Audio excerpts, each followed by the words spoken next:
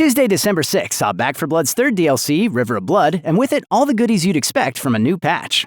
New cards, a new cleaner, melee attachments, a flamethrower, a whole new act, and most importantly, bow buffs. And yeah, there's some new weapon skins and sprays and stuff, but come on, that's not what this video is about. This video is about how you can quickly and easily unlock all 8 of the new cards, and yeah, sure, the weapon skins and cosmetics and stuff too if you want, completely by yourself in just 30 minutes. Yep, only half an hour. First, let's talk about how we're gonna do it.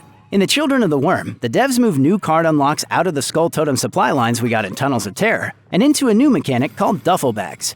These were items that spawned randomly somewhere in the level that you had to pick up and carry to the safe room at the end, and they'd take up one of your accessory slots along the way. Now, when duffel bags were first implemented, they were a bit clunky. The bags didn't spawn offline, the accessory slot they took up was random, and if you happen to have one of the new gadget cards, you know, the fun, brand new mechanic literally everyone wanted to try out, it might disable the same slot that the duffel bag would take, and you wouldn't be able to pick it up at all.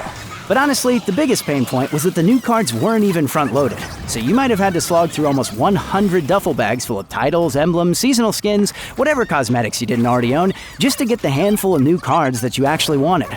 It was pretty rough when all you wanted to do was play with that new expired T5 card that literally everyone else seemed to have unlocked in their very first duffel bag, and you're several hours deep with nary a card in sight.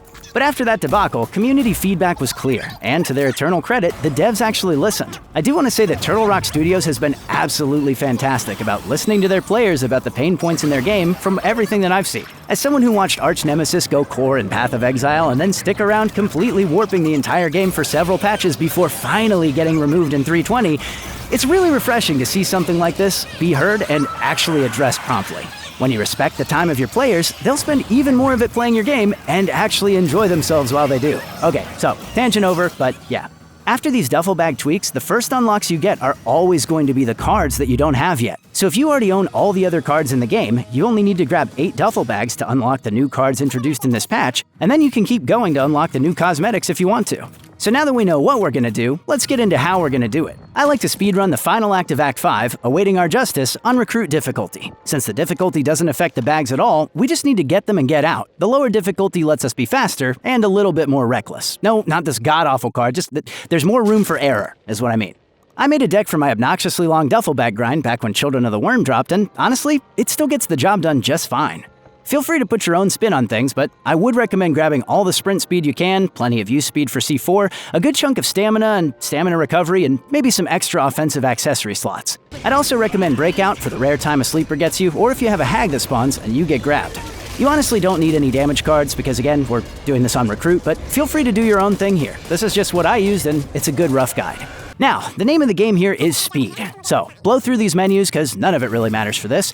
Grab all the stamina cards you can and run right up to the vendor, grab your weapon of choice, whatever upgrades you want, and some pipe bombs. You can get all this done in just a couple seconds, and it will definitely save you way more time in the run than it costs, especially if you can do it quickly. The goal here is to get right in that elevator and hit the button, because you do have to sit through the descent. If you choose to do this online or with friends, remember to call out the camera in chat so that you can cling to whatever shred of sanity you still have after enduring this for 6 hours straight back in Children of the Worm. Yay. Again, feel free to freestyle this a bit, but we've got to free all these prisoners and then blow the place up. Remember, these idiots can't even get out after you blow the doors up with C4, so don't forget to open the cells and free them. The all-important duffel bag for this level will always spawn in the upper shaft somewhere in the middle here. It's a lot easier to spot than it used to be, and I promise, if you do a tight little loop here, you're pretty much gonna find it right away. The only problem you might run into is getting a breaker spawning as the boss here. I guess they added bosses to this level, which does make some sense because it is a finale, but it's honestly still pretty trivial because killing them doesn't tie into the objectives for the level at all. You should kill the breaker so that you don't die to the fly swarms like an idiot after turning your brain off doing this grind, but you can pretty much completely ignore a hag.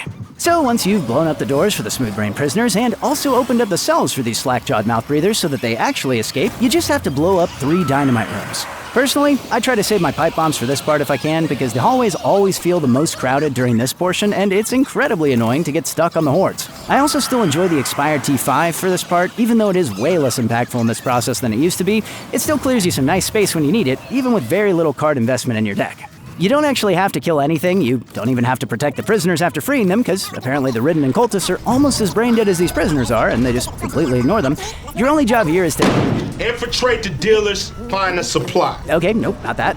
Free the prisoners, blow the dynamite, and get in the truck. And if you do all that as quickly as possible while grabbing the duffel bag in the upper shaft on the way, you two can have all the new cards in 30 minutes or less, completely solo, offline. Good luck.